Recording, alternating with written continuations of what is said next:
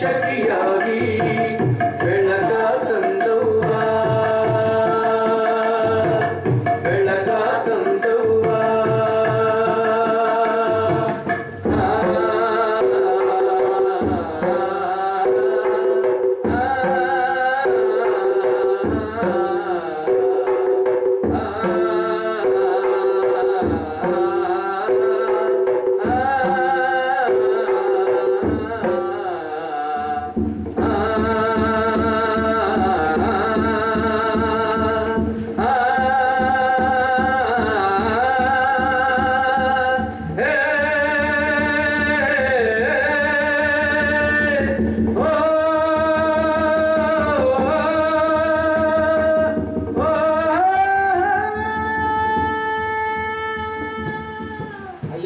ಅನಂಗರಂಗ ಗಮನ ಬಿಟ್ಟುಕೊಳ್ಳು. 1833 ಜನವರಿ 3ನೇ ತಾರೀಕು ಒಂದು ಅಪೂರ್ವ ಹೆಣ್ಣು ಶಿಶು ಜನಿಸಿತು. ಎಷ್ಟೋ ಜನ ಹುಟ್ಟುತ್ತಾರೆ, ಮತ್ತೆಷ್ಟೋ ಜನ ಸಾಯ್ತಾರಪ್ಪ. ಅದರಲ್ಲಿ ವಿಶೇಷ ಹುಟ್ಟು ಸವನಲ್ಲಿ ಲೆಕ್ಕಬ್ರು ಪ್ರೈಮರಿ ಸ್ಕೂಲ್ ಮಾಸ್ಟರ್ ಅಯ್ಯಲೇ ಮಾತಾಡಕ್ ಬಿಡು. ಒಳ್ಳೆ ಸಣ್ಣ ಹುಡುಗರು ಒಳ್ಳೆ ನೊಣ ಒದ್ದಾಡ್ದಂಗೆ ಒಳ್ಳೆ ನೊಣ ಏನ್ ಅಣಬೇಡ, ಕೋಪ ಬರುತ್ತೆ. ಮತ್ತೆ ತಡ್ಕೋಬಹುದು. ಮಹಾರಾಷ್ಟ್ರದ ಸತಾರಾ ಜಿಲ್ಲೆಯ ಕಂಡಲಾ ತಾಲೂಕಿನ ನಯಗಾವನ್ನ ಊರಲ್ಲಿ ನಯಗವನ ಊರಲ್ಲಿ ಊರಿನ ಮುಖಂಡ ಕಂಡೋಜಿ ನೇವ್ಸೆ ಪಾಟೀಲ್ ಹಾಗೂ ಲಕ್ಷ್ಮೀಬಾಯಿ ದಂಪತಿಗಳಿಗೆ ಜನಿಸಿದ ಶ್ರೇಷ್ಠ ಶಿಶುವೆ ನಮ್ಮ ಕಥಾನಾಯಕಿ. ಹೆಸರಾದ್ರು ಹೇಳಪ್ಪ. ಹೇಳ್ತೇನಪ್ಪ. ಆ ಶಿಶುವಿಗೆ ಸಾವಿತ್ರಿಬಾಯಿ ಅಂತ ನಾಮಕರಣ ಮಾಡಿದ್ರು. ತಿಂಗಳುಗಳು ಕಳೆದವು. 4-5 ವರ್ಷ ಬೆಳೆದಳು. ತನ್ನ 8ನೇ ವಯಸ್ಸಿನಲ್ಲಿ ಗೆಳತಿಯರೊಳ ಕೂಡಿ ಏನ್ ಮಾಡಿದ್ರಪ್ಪ? ಗೆಳೆಯ ಆಕೆಯಿಂದಾನೇ ಕೇಳೋಣ, ನಡೆ ಹೋಗೋಣ.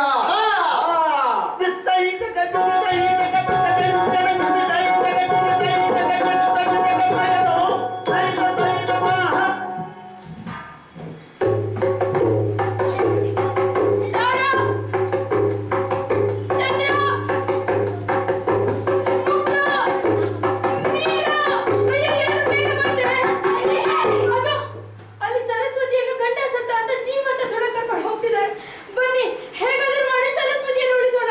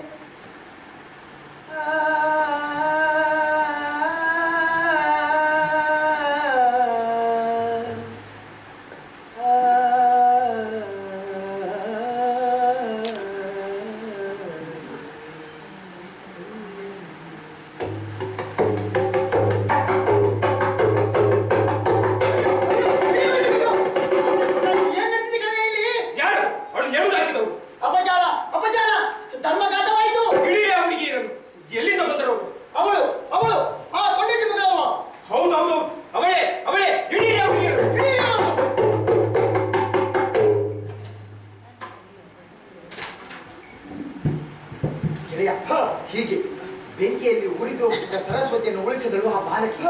ಚಿತೆಯ ಮೇಲೆ ಕುಳ್ಳಿರಿಸಿದ ಸರಸ್ವತಿ ಹೇಗೋ ತಪ್ಪಿಸಿಕೊಂಡು ತನ್ನಪ್ಪನ ಮನೆ ಸೇರಿದಳು. ಗೂಳಿಯಂತೆ ನುಗ್ಗಿ ಚಿತೆಯ ಸೌದೆಯನ್ನು ಕೆದಕಿದ ಹುಡುಗಿಯರು ಮಿಂಚಿನಂತೆ ಮಂದಮಾಯವಾದಳು. ಅಪ್ಪ, ದಹನ ಹೋಗಿದ್ದ ಮಗಳು ಹೇಗೋ ಬದುಕಿ ಬಂದಲ್ಲ ಎಂದು ಹೆತ್ತವರು ಊರ ಮಂದಿಯನ್ನು ಸಂತೋಷಪಟ್ಟರು. ಇತ್ತ ನಯಗಾವರ ಭಟ್ಟರುಗಳು ಕಂಡೋಜೆ ಮನೆ ಮಂದಿಗೆ ಬಹಿಷ್ಕಾರದ ಶಿಕ್ಷೆ ವಿಧಿಸಲು ಹವಣಿಸಿ ಸೋತರು.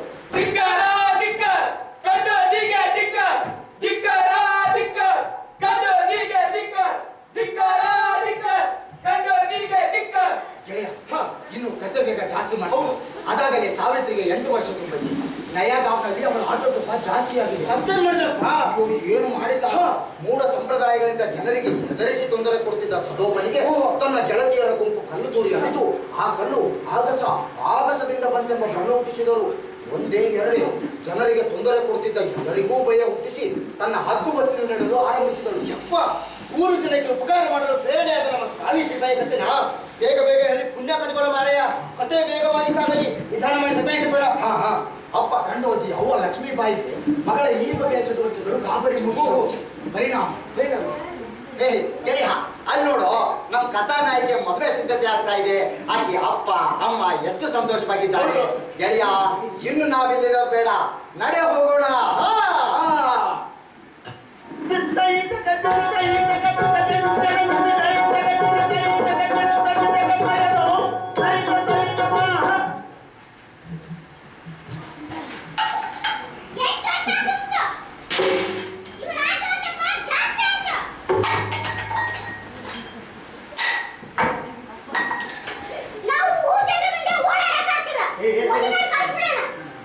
ನಿಧಾನ ಕಣೆ, ಎಲ್ಲಾದ್ರೂ ಬಿದ್ರೆ ನಾನೇನು ಸುಮ್ಮನೆ ಅನ್ಕೊಂಡೆ. ನಿಮ್ಮ ಮಗಳು ಸಮಾಧಾನ ಕೂತು ಹೇಳ್ತೀನಿ. ನಮ್ಮ ಸುಗುಣಾಬಾಯಿ ಹೇಳ್ತಾಳೆ, ಅವಳ ಹೆಣ್ಣಿನ ಮಗ ಜ್ಯೋತಿ ಇದನಲ್ಲ, ಅವನ ಜೊತೆ ಮಾತಾಡಿ ಅವ್ರಪ್ಪ ಗೋವಿಂದನ ಒಪ್ಪಿಸಿ ಇವತ್ತೇ ಹೆಣ್ಣಿನ ಶಾಸ್ತ್ರ ಮುಗಿಸೋಣ, ಕರ್ಕೊಂಡು ಬರ್ತೀನಿ ಅಂತ ಅಂದಿದ್ದಾಳೆ.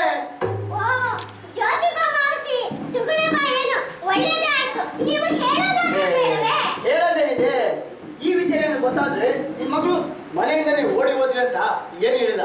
ಅದಲ್ಲದೆ ಜ್ಯೋತಿ ಬಗ್ಗೆ ಇನ್ನೇನಿದೆ, ಚಿಕ್ಕ ವಯಸ್ಸಲ್ಲೇ ಅಮ್ಮನ ಕಳ್ಕೊಂಡು ಅವನಿಗೆ ಅವನ ಮಾವಶಿನೇ ತಾಯಿಯಾಗಿ ನೋಡ್ಕೊಂಡಿದ್ದಾಳೆ. ಈ ವಿಚಾರ ತಿಳಿದು ಅವಳೇ ನಿರ್ಧಾರ ತಗೊಂಡಿದ್ದು. ಇನ್ನೇನು ಬರೋರಿದ್ದಾರೆ. ಸುಗುಣಾಬಾಯಿ ಮನೆಯಿದ್ದಾರೆ, ಬಂದ್ರು ಅಂತ ಕಾಣಿಸುತ್ತೆ. ಎಲ್ಲ ತಯಾರಾಗಿದೆ ತಾನೆ? ಅವ್ರು ನೋಡಕ್ ಬರ್ತಿರೋದು ನಿನ್ನಲ್ಲ, ನಿನ್ನ ಮಗಳನ್ನ. ಓ ಬನ್ನಿ ಬನ್ನಿ, ನಮಸ್ಕಾರ, ಕೂತ್ಕೊಳ್ಳಿ. ಇಷ್ಟೊತ್ತು ನಿಮ್ ವಿಚಾರನೆ ಮಾತಾಡ್ತಿದ್ವಿ. ಮಾಮ, ನಿನ್ನೆ ಇವ್ರು ಪುಣೆಯಿಂದ ಬಂದು ನಮ್ಮನೇಲೆ ಉಳ್ಕೊಂಡಿದ್ರು. ಅದು ನಂಗೆ ಗೊತ್ತಮ್ಮ. ಎಲ್ಲರೂ ಕ್ಷೇಮವಾಗಿದ್ದೀರಲ್ಲ? ಕ್ಷೇಮವಾಗಿದ್ದೇವೆ. ನೀವು? ಆರಾಮಿದ್ದೀವಿ. ಕೇಳೋದೇನಿದೆ, ನೀರು ತಂದ್ಕೊಡು. ಸುಗು, ನೀನು ಹೋಗಿ ಅವಳ ಕರ್ಕೊಂಡು ಬಾ. ಆಯ್ತು ಮಾಮ.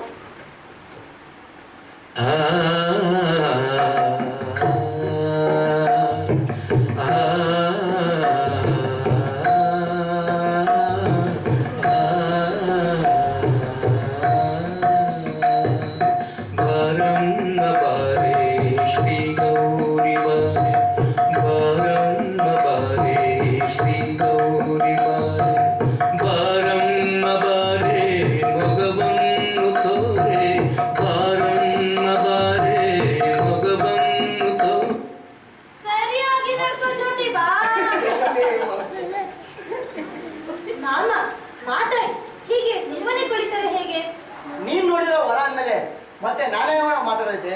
ಅದರಲ್ಲೂ ಗೋವಿಂದರಾಯ್ ಕುಟುಂಬದವರು ದೂರದ ಸಂಬಂಧಿಕರಲ್ವೇ? ಹುಡುಗ ಹುಡುಗಿ ಒಪ್ಪಿದ್ದಾಯ್ತು, ಇನ್ನೇನಿದೆ ನಮ್ದು? ನಿಮ್ಗೆಲ್ಲ ಒಪ್ಪಿಗೆ ಆಗಿದ್ರೆ ನಮಗೂ ಒಪ್ಪಿಗೆನೆ. ಅದು ಯಾಕೆ ಅನುಮಾನ, ಯಾಕೆ ಹೇಳಿ? ಏನಿಲ್ಲ, ಅದೇ ಡ್ಯಾಚ್ ಒತ್ತು ದಕ್ಷಿಣೆ ಎಷ್ಟು ಕೊಡ್ತೀರಿ ಅಂತ. ನಮ್ಮ ಶಕ್ತಿ ಅನುಸಾರ ಕೊಡೋಣ ಬಿಡಿ. ಎಷ್ಟು ಅಂತ ಬಾಯ್ಬಿಟ್ರೆ ಒಳ್ಳೇದು. 50 ರೂಪಾಯಿ ಕೊಡ್ತೀವಿ. ಡ್ಯಾಚ್ ಹಣದಿಂದ ಮದುವೆ ಖರ್ಚು ನಿಭಾಯಿಸ್ಬೋದು. 50 ರೂಪಾಯಿಗಳಲ್ಲಿ ಆಗೋ ಮಾತಲ್ಲ. ಇರ್ಲಿ, ಅದು ಬಹಳ ಕಡಿಮೆ ಆಯ್ತು. 100 ರೂಪಾಯಿ ಮಾಡ್ಕೊಳ್ಳಿ. ದೊಡ್ಡ ದೊಡ್ಡ ಜಮೀನ್ದಾರಿಗೆ ಹೋಗಿ ಸಾಧ್ಯವಾಗಲ್ಲ ಬಿಡಿ. ಅಷ್ಟು ಕೇಳಬಾರ್ದು ನೀವು. ಹುಡುಗ ಕಲ್ತಿದ್ದಾನೆ, ನಿಮ್ಮ ಮಗಳು ಹಳ್ಳಿಯಿಂದ ದೊಡ್ಡ ಪಟ್ಟಣ ಸೇರ್ತಿದ್ದಾಳೆ. ಈ ವಿಚಾರ ಮರಿಬೇಡಿ ನೀವು. ಅದೆಲ್ಲ ನನಗೆ ಗೊತ್ತಿದೆ. ಆದ್ರೂ ಡ್ಯಾಚ್ 100 ರೂಪಾಯಿ ಬೇಕೇ ಬೇಕು. ದಯವಿಟ್ಟು ಇಬ್ಬರು ಶಾಂತರಾಗಿ.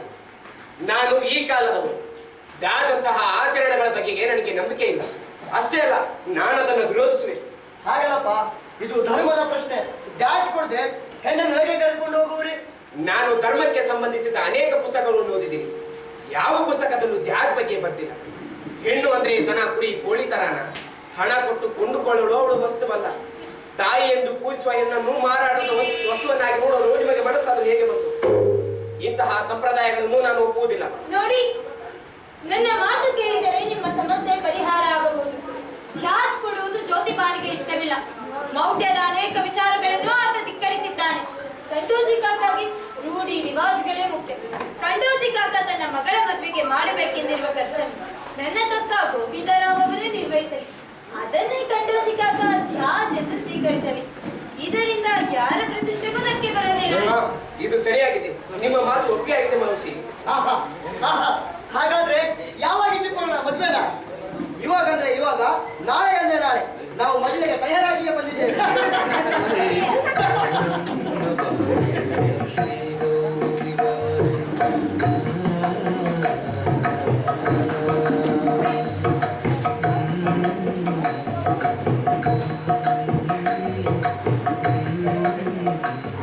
ಗೆಳೆಯ, ಹೀಗೆ ಒಂದು ವಾರದಲ್ಲಿ ಕಾಲದಲ್ಲಿ ಸಾವಿತ್ರಿ ಜ್ಯೋತಿಬಾರ ಮದುವೆ ಆಯಿತು. ನಯಗಾಂನ ಸಾವಿತ್ರಿಬಾಯಿ ಕಂಡೋಜಿ ಪಾಟೀಲ ಪುಣೆಯ ಸಾವಿತ್ರಿಬಾಯಿ ಜ್ಯೋತಿಬಾಪುಲೆಯಾದಳು. ಅಕ್ಷರದವ್ವ ಸಾವಿತ್ರಿಬಾಯಿ ಪುಣೆ ವಿಚಾರದಲ್ಲ. ಹೌದಪ್ಪ, ನಮ್ಮ ಸಾವಿತ್ರಿಬಾಯಿನೇ ಈ ನಮ್ಮ ಕಥೆಗೆ ಕಥಾನಾಯಕಿ. ನಿರ್ವಿಘ್ನವಾಗಿ ಮದುವೆ ಮುಗಿಯಿತು. ಹೌದು. ತನ್ನ ಸೊಸೆಯನ್ನು ಮನೆ ತುಂಬಿಸಿಕೊಳ್ಳಲು ಗೋವಿಂದರಾವ್ ವಿಜೃಂಭಣೆಯ ಮೆರವಣಿಗೆ ವ್ಯವಸ್ಥೆ ಮಾಡಿದ. ಆ ಮೆರವಣಿಗೆ ವೈಭವ ಸ್ವಲ್ಪ ವಿವರಿಸಿದೆಯಾ?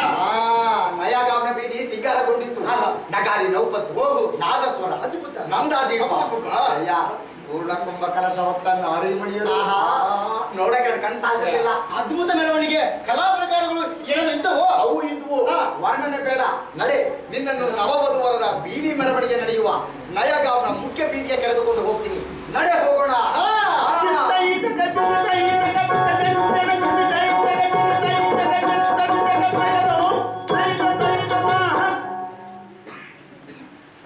ಸರಸರ ಹೊರಟಿದೆ ಮೆರವಣಿಗೆಯದು, ಕಾಣಲು ಕಂಗಳು ಎರಡು ಸಾಲವು. ಸರಸರ ಹೊರಟಿದೆ ಮೆರವಣಿಗೆಯದು,